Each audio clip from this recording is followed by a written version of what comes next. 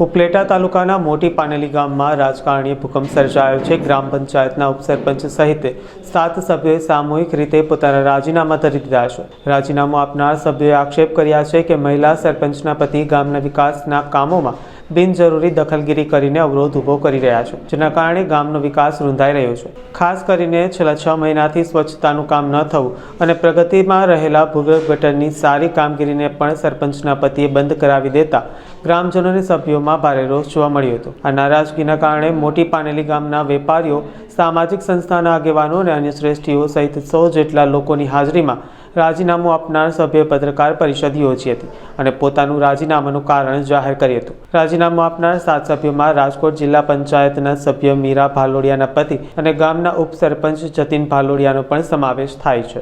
મારું નામ જતીનભાઈ ભાલોડિયા, મોટી પાનેલી ગ્રામ પંચાયત ઉપસરપંચ।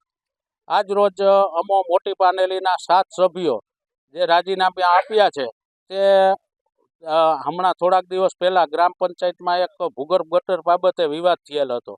જે ખીલાશ્રીવાળો રોડ બનતો હતો એમાં ભૂગર્ભ ગટરની ત્યાંના સ્થાનિક લોકોની માગણી હતી, જે અમો ત્યાં તાલુકા પંચાયતમાંથી ભૂગર્ભ ગટર પાસ કરાવી અને કામગીરી ચાલુ કરેલ હતી, તો એમાં પણ સરપંચના પતિએ તે કામગીરી બંધ કરાવેલ હતી, જેથી કરીને તે કામ અત્યારે ખોરંભે પડેલ છે।